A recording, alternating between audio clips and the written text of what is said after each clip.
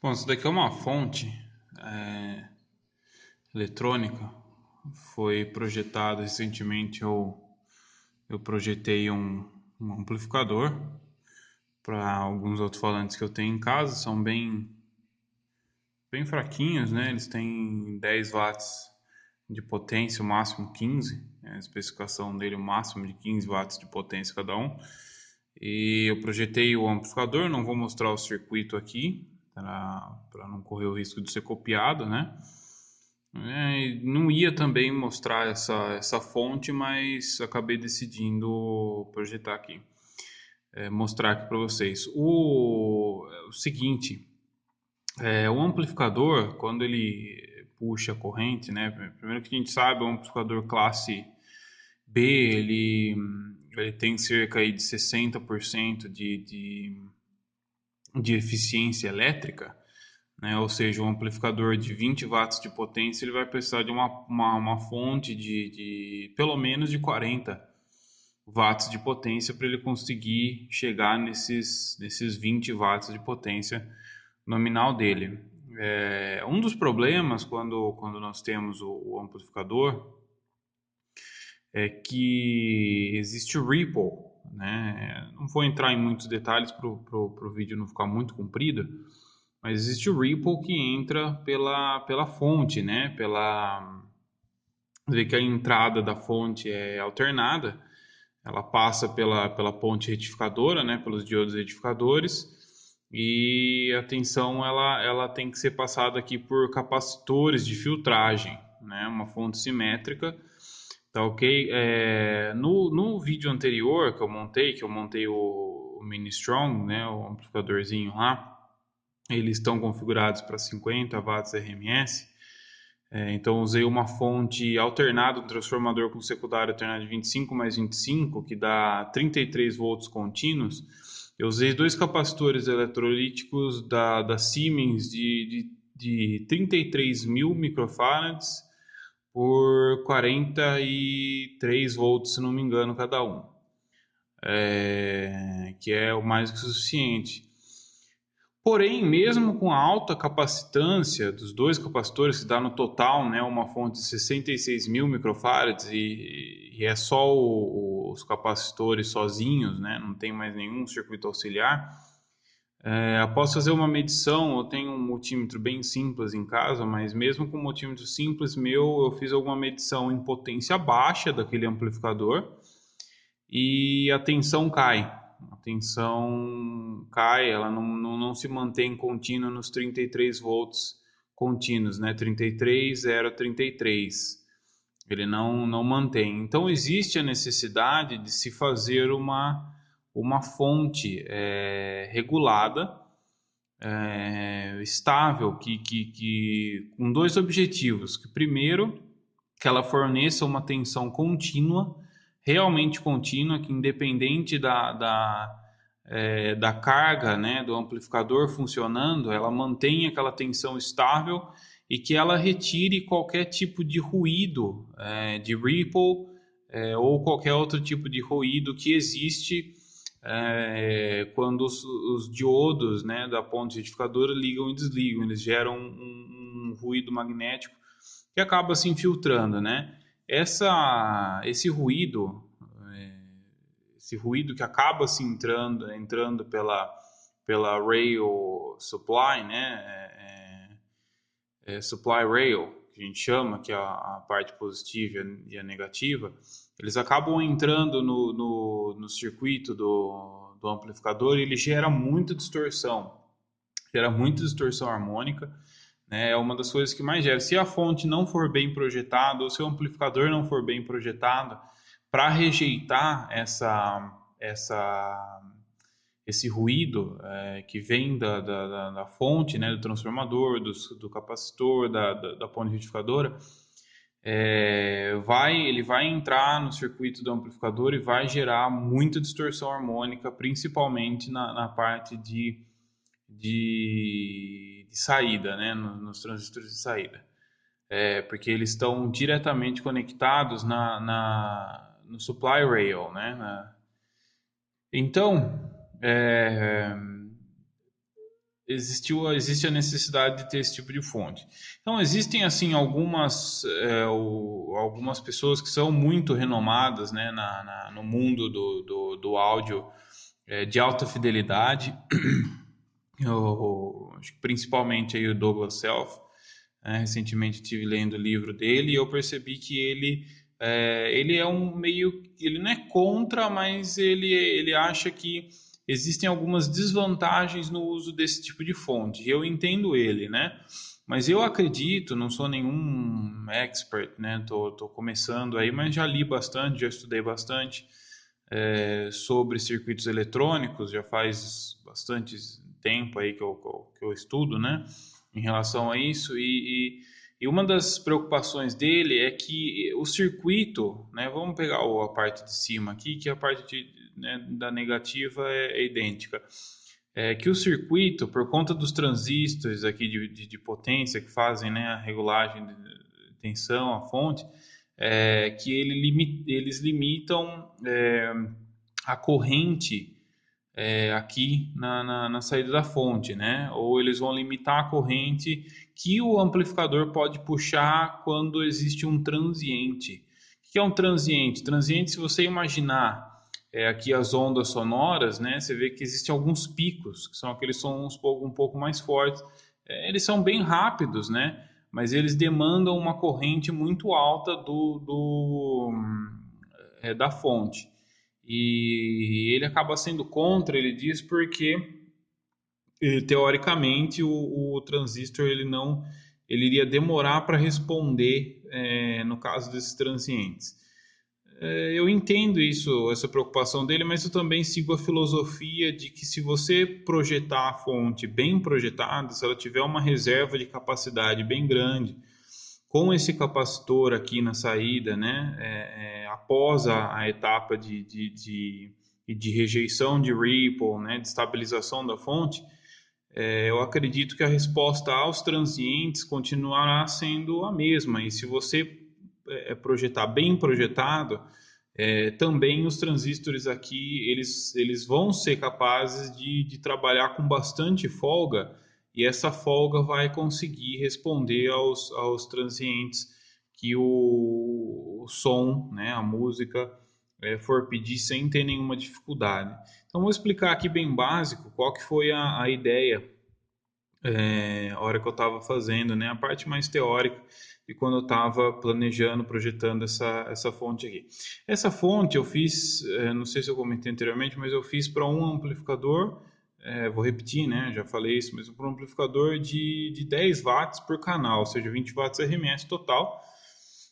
O ideal, se você for realmente ser um cara bem chato, você vai fazer duas fontes dessa, uma para cada placa, né? Mas essa daqui foi projetada para aguentar as duas placas ao mesmo tempo, tá? Então, assim, você tem aqui, explicar bem por cima, aqui na entrada, você tem a ponte retificadora, né? Ou quatro diodos de 5 amperes cada um, igual eu coloquei aqui. Eles vão ser ligados aqui no secundário do transformador. Geralmente você vê o desenho da fonte, né, o terra aqui, o 0 volts, ligado diretamente no 0 volts do transformador, é o que geralmente é feito, né? E aí se pega essa saída, né, o 0 volts, e aí se liga no terra.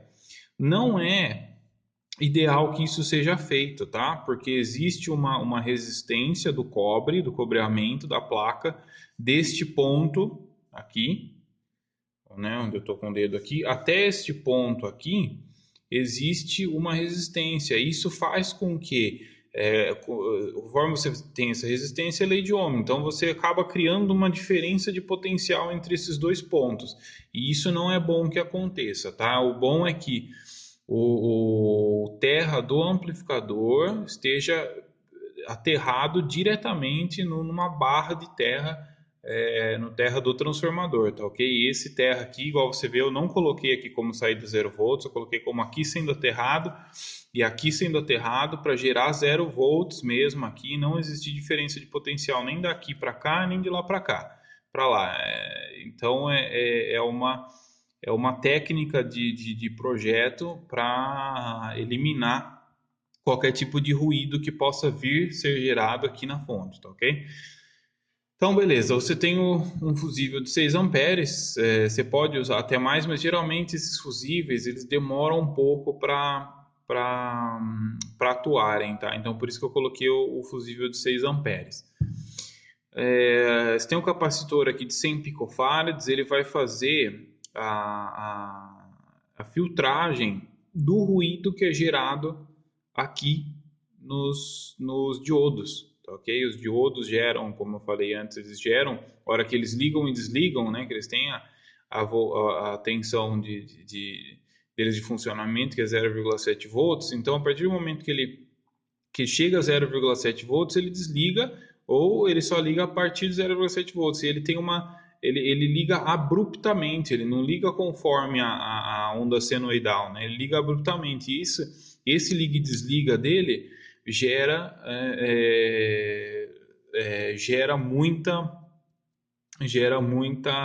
muito ruído, tá? Então, essa é a função aqui do capacitor de 100 picofarads. Alguns, e eu até recomendaria isso, alguns pegam e usam diodo e eles colocam aqui, ó, dos terminais do diodo, eles colocam um capacitorzinho de 100 picofarads, cerâmico, tá? Para cada diodo, isso aí é melhor ainda, porque você não corre o risco dele entrar por aqui, né? Enfim, correr algum risco aí. Mas não tem problema de você colocar aqui, tá? Então vamos lá, aí tem um capacitor aqui, né? No positivo, o negativo é idêntico, de 4.700 micro. Esse capacitor de 4.700 micro por 25 volts, ele faz uma pré-filtragem, uma boa pré-filtragem, né? Contra Ripple. Você tem o resistor aqui de 2K2, que é o capacitor, desculpa, é o resistor que vai drenar o capacitor na hora que você desliga a fonte, tá? Para não correr nenhum risco.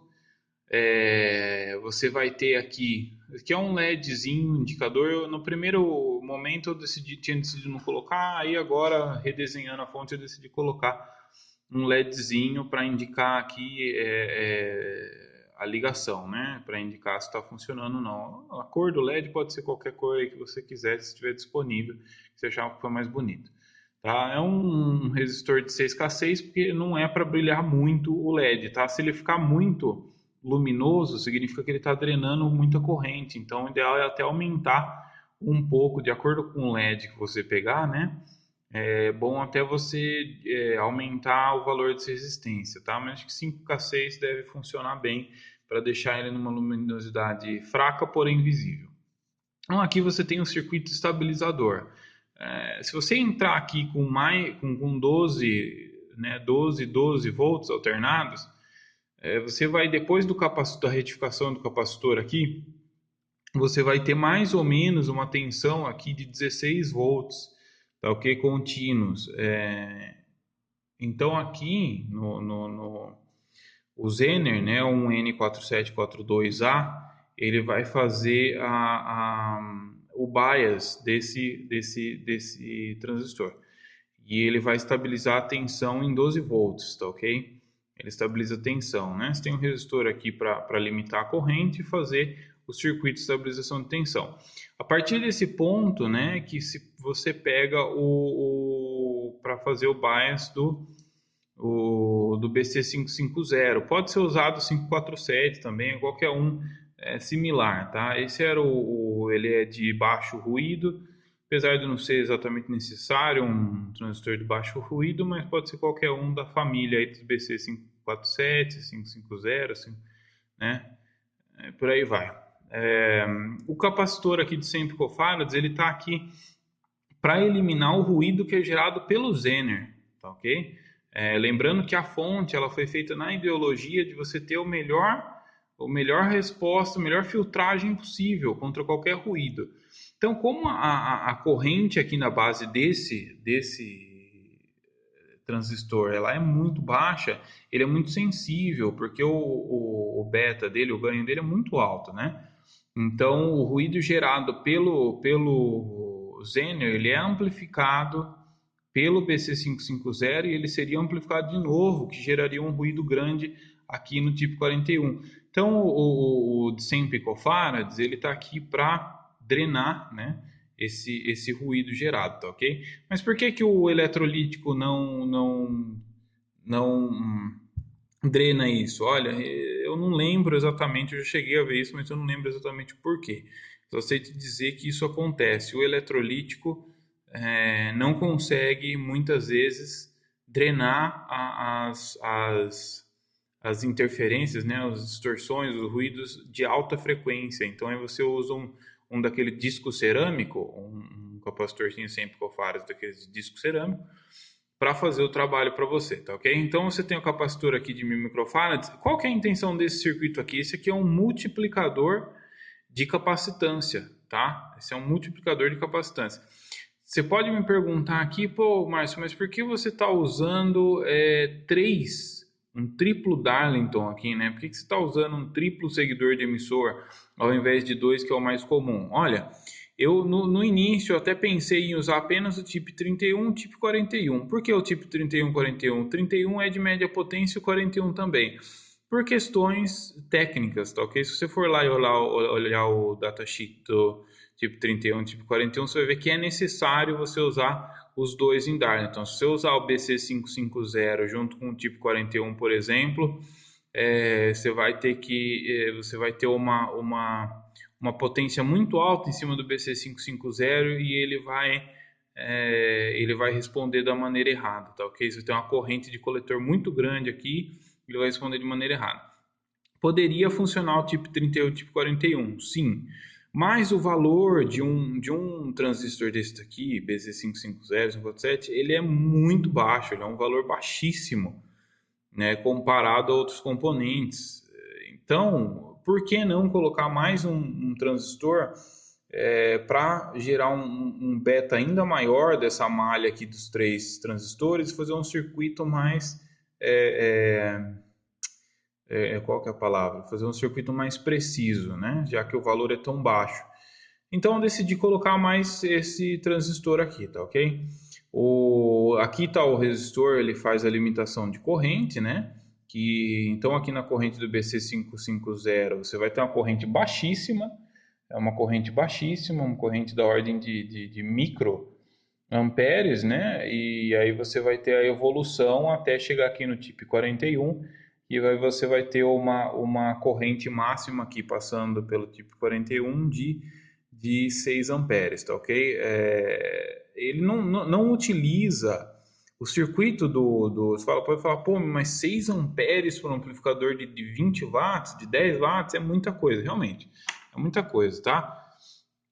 Mas volta naquilo que eu falei no início, para ter uma boa resposta de transiente, tá ok? Então, a transcondutância dessa malha de transistores aqui, ela tem que estar aberta o suficiente para você ter uma ótima resposta de transiente do amplificador, tá ok?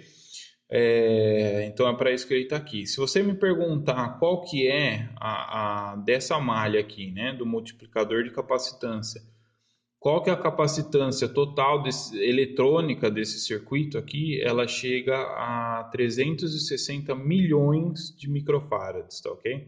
Porque é um beta de 200 vezes um beta de 20 vezes um beta de 20, que vai gerar aí para você pelo menos, ou provavelmente até mais do que isso, tá? Isso eu estou pegando o beta médio o ganho médio desses transistores. Então dá pelo menos aí você vai conseguir 360 milhões de microfarads só aqui. Ou seja, a rejeição de ripple, né, dessa parte aqui do circuito, ela vai ser muito alta e você vai ter uma reserva muito grande de energia por parte desse circuito, incluindo o capacitor, tá? Para você deixar estabilizado aqui nos 10 volts. Agora, Márcio, aqui é 12 volts. Por que aqui, se você pegar aqui no emissor, vai ter 10? Ou, na verdade, 9 e pouco, né? Não chega nem a 10. Porque se você estuda eletrônica, você sabe que a tensão de bias, né, do transistor aqui, ela é de no mínimo 0,7 volts. Então existe essa queda de tensão para cada transistor. Então se aqui é 12 volts, você tem que considerar 12 volts menos 0,7, que vai dar 11,3. Aí menos 0,7, menos 0,7, menos 0,7. No final, se você fizer 0,7 vezes 4, né? Você vai ter 2,8 volts. Então, você vai ter aqui aproximadamente 9,2 volts aqui nessa saída, tá ok?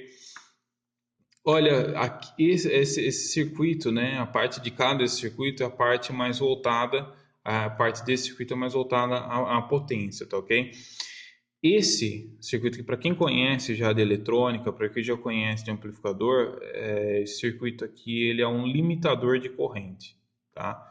Esse aqui você tem um, um resistor de 0,1 ohm, né? 0R1, 5 watts. Quando o circuito chegar a 7 amperes, esse transistorzinho aqui, quando ele chegar a 7 amperes, a tensão que você vai medir entre os terminais desse resistor, isso aí é lei de Ohm, tá, gente? A tensão que você vai medir nos terminais desse resistor aí vai ser igual a 0,7 volts. Chegando a 0,7 volts, esse BC550 ele passa a conduzir. A partir do momento que ele passa a conduzir, ele drena. Onde é que está o coletor dele aqui, ó? Ele drena a corrente que está na base do nosso transistor aqui, ó. Ele drena a corrente e faz ela passar direto, tá ok? Como existe uma resistência entre a base e emissor, né? Isso significa que, isso aí é lei de Ohm, a corrente ela vai passar pelo coletor deste transistor ao invés de entrar na base aqui. Automaticamente isso gera um loop. Então, quando a corrente aqui chega, se chegar a 0,7 volts, é uma proteção. Se chegar a 7 amperes, é uma proteção. Esse transistor conduz, retira a corrente da base destes transistores, né? O transistor aqui BC550, eles param de conduzir, ok? Ou eles diminuem muito a condutância deles, né? A transcondutância deles, a condutância diminui muito. E com isso você tem eles funcionam como uma chave, eles desligam automaticamente, tá ok? Isso gera um loop muito grande, gera um loop infinito, né? E isso faz com que a corrente seja limitada aos 7 amperes. Isso também acontece aqui embaixo, tá, gente? É o mesmo circuito. A única diferença é que a gente usa aqui transistores PNP ao invés do NPN, igual aqui em cima. Bom, aqui você vai ter... Por que é 0R1, Márcio? Por que você usa um resistor de 0R1? Porque resistor também gera o Johnson Noise, tá? Johnson Noise é um tipo de ruído Johnson que quanto maior a resistência, maior gera. E quanto maior a resistência, maior seria a queda de tensão em cima desse resistor, tá ok? O que iria danificar a resposta a transientes do restante do amplificador. Por isso, nos leva a ainda assim ter que utilizar esse capacitor aqui, tá ok? Ele é um capacitor que vai ser utilizado pouquíssimo pelo circuito, aí vai ser pouquíssimo utilizado. Se chegar a ser utilizado, ele só vai ser utilizado quando você estiver ouvindo próximo ao volume máximo, tá ok? De todo esse circuito. Mas foi muito bem projetado essa fonte, então provavelmente vai ter necessidade. Eles são capacitores de reservatório, né? Os reservoir capacitor, falado em inglês. Aqui, mais uma vez, o resistor para drenagem, né? Para fazer a drenagem. E aqui no final, uma coisa que eu decidi colocar aqui no final, duas coisas, né? Foram, primeiro, o indutor, aqui no negativo, né? Também tem o negativo e tem no positivo, tem o indutor. Indutor de fio AWG13 ou 12, de preferência o 12, né? Para ter uma boa condutância, para ele não ter uma resistência, porque, como a gente sabe, volto a repetir, qualquer resistência aqui vai gerar uma queda de tensão maior, né, conforme o amplificador puxar a corrente. Então, o ideal é que essa resistência aqui seja igual a zero ou muito próxima de zero. Eu coloquei de 10 voltas de 1 centímetro de diâmetro, né? No ar mesmo pode ser. Isso aqui é para tirar o ruído que pode ser gerado por esses transistores ou que possa qualquer ruído que talvez tenha passado aqui por essa linha. O indutor ele vai fazer essa última filtragem, tá ok? Ele faz uma filtragem ativa Não, desculpa, não é ativa, ela é uma filtragem passiva, né? Mas ela é uma filtragem muito boa que vai trabalhar em conjunto, é um circuito indutivo, né? E vai trabalhar em conjunto com mais esse capacitor aqui por último de 100 picofarads, que é para eliminar. Então você tem esse aqui que é um capacitor de reservatório, né? Ele estoca potência, ele estoca energia elétrica, tá? Aí esse indutor que ele faz uma filtragem dos ruídos que possam ser de alta frequência juntamente com esse capacitor. Márcia, por que você coloca esse diodo aí? Por que algumas fotos têm esse diodo? Porque é o seguinte, quando você passa, isso aqui é eletrônica básica, tá? Elétrica básica. Quando você passa uma corrente elétrica por um indutor, né? Por uma indução, ele gera um campo magnético. Ele vai gerar um campo magnético contínuo, diferente do transformador, que é variável por conta da tensão variável, né? Da corrente alternada. Então, esse aqui é corrente contínua, ele vai gerar um campo magnético contínuo. Quando você desliga aqui, você corta a corrente que está passando por aqui, esse campo magnético que se expandiu e foi criado, ele vai ser sugado de volta, ou ele vai entrar de volta para dentro do indutor. E quando ele entra de volta, ele gera uma corrente no sentido contrário do que estava. Então, assim, se a corrente está passando desse sentido para este sentido, vai gerar um campo magnético positivo. Correto? Gera um campo magnético positivo. E aí, quando você desliga, esse campo magnético, ele volta todo para dentro de uma vez, que é o princípio de funcionamento do transformador. Ele volta para dentro do indutor e isso gera corrente elétrica. Só que como ele está voltando, ele gera uma corrente elétrica no sentido negativo. E isso é um surto de corrente que pode acontecer, ainda mais que você tem um capacitor aqui, ele pode vir, você tem um capacitor aqui, ele pode vir a danificar o seu capacitor, tá ok? Porque você é um capacitor eletrolítico, você está injetando uma tensão negativa no lado positivo do capacitor, isso daí prejudica. Então, para isso que você tem o diodo vai fazer essa proteção do capacitor contra a carga indutiva, tá ok? O mesmo funciona aqui, ó. Então, como a tensão gerada é do sentido contrário, ela volta e ela vai, aqui vai ficar positivo e aqui é o 0 volts. Aqui vai ficar negativo e aqui vai ficar 0 volts. Então, essa é a função desse diodo. Lógico que é por um microsegundo, um milissegundo que isso acontece, é muito rápido, né, que isso acontece. Então, portanto, esse diodo aqui ele aguenta, porque ele aguenta uma tensão muito alta e a corrente gerada aqui é muito pequena, né? A tensão é alta, mas a corrente é pequena, tá? Então, é para isso que esse diodo está aqui. Ele protege os eletrolíticos e o restante do circuito. Márcio, essa fonte aqui é de quantos watts? Olha, eu coloquei aqui 60 watts, na verdade ela chega até mais, tá? Ela tem uma corrente máxima contínua de 6 amperes por rail, por lado, né? Então é 6 amperes contínuos a potência máxima dela aqui no positivo e 6 amperes aqui no negativo. Ela tem uma corrente de pico limitada a 7 amperes por esse circuito limitador, igual eu estava explicando para vocês anteriormente. Ela é ripple free, né? Então ela elimina completamente o ripple com esse circuito aqui, elimina completamente o ripple, elimina completamente os ruídos, tá?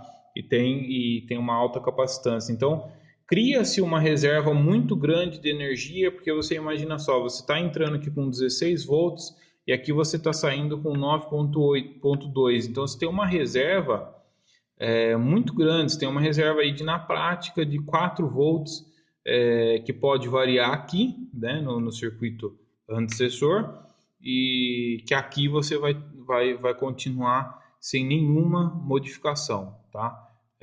Posso entrar com uma tensão maior aqui? Pode. Eu acho que você, para fins práticos, eu acredito que se você entrar aqui até com 20 volts, né, contínuos, você vai conseguir. Lembrando que 20 volts contínuos vai ser mais ou menos 15, 16 volts alternados aqui, tá? Eu acredito que você vai ter uma resposta perfeita ainda deste circuito aqui, tá ok? Bom, É mais ou menos isso aí, ou acredito eu que não tem mais nada. Só um detalhe, Márcio, e se eu quiser fazer aí essa daqui é para um amplificadorzinho lá, é uma fonte de 60 watts, beleza. E se eu quiser uma fonte igual dessa, que faça essas mesmas coisas para o meu amplificador de 100 watts de potência, como é que eu faço? Olha, gente, é muito simples, tá? É muito simples. Eu não vou ensinar os cálculos matemáticos da lei de Ohm, isso daí vão atrás, né? Procurem saber disso. Mas eu estou só compartilhando uma experiência aqui com vocês, algumas ideias, coisas que eu aprendi, que eu considero, pelo menos para o meu nível, serem um pouquinho mais avançadas. Talvez para vocês aí isso aqui já seja simples, né? Minha mão já está tremendo, já segurar a câmera aqui. O que você vai fazer? Basicamente, você vai precisar trocar esse diodo Zener pela tensão desejada, tá ok? Tem que ficar muito atento aos valores aqui, ó, dos capacitores, tá? 25 volts. A reserva deles aqui, gente, vai de acordo com o consumo do seu circuito. Então, se o seu amplificador ele pode consumir uma corrente de pico, tá? Você tem que ser esperto a isso, porque é aí que esses capacitores entram em ação, é nas correntes de pico, tá ok? Então, se você tem uma corrente de pico lá de 10 amperes, eu já te aconselho a usar pelo menos 10.000 microfarads, tá? Uma corrente de pico, pelo menos 10.000 microfarads, para você ter uma boa resposta aí. Eu sinceramente, eu já fui daqueles que gostam de potência, eu já tive som de potência muito alta. Depois de eu começar a ver os vídeos aí do Carlos Mergulhão, eu fui livrado, né, dessa tolice. Eu aprendi que potência, na verdade, é algo muito subjetivo. Para minha casa mesmo, eu tenho, quem acompanhou aí o canal, os vídeos anteriores, sabe que eu tenho um amplificador em casa, ele gera no máximo 100 watts de potência, e mesmo assim já é muito, eu não chego nem à metade da potência dele, eu moro em apartamento, para mim já está ótimo. Então, um amplificador de 20 watts por canal, ou seja, 40 watts, 50 watts, total, RMS, tá? O RMS total, com bons alto-falantes, vai ser muito mais do que o suficiente, vai ser muito mais do que o que você precisa para você ouvir uma boa música, tá? A minha intenção aqui não é falar sobre som de alta potência. Mas como é que eu faço para ter uma fonte dessa para um amplificador de 5.000 watts RMS? Olha, gente, o princípio envolvido é o mesmo, mas você vai ter, sabe, é extremamente desnecessário, é muito desnecessário isso. Você é doido da cabeça, porque 5.000 watts de potência em áudio, se você tiver caixas de som eficientes, é muito som, é som para um estádio de futebol. Tá? Acredite nisso que eu estou falando. Tá? Às vezes o cara coloca lá um som, pô, meu som tem 5.000 watts, aí você vai ver tem bosta nenhuma, tem 50 watts só. Que é o que a maioria das vezes acontece aí com os amplificadores, os sons vendidos comercialmente, tá? Isso daqui é feito para a categoria de áudio high-end, tá? High-end. O que é high-end? Alta qualidade, altíssima fidelidade, o som do jeito que ele foi feito para ser, tá, ok? E essa é a intenção disso aqui.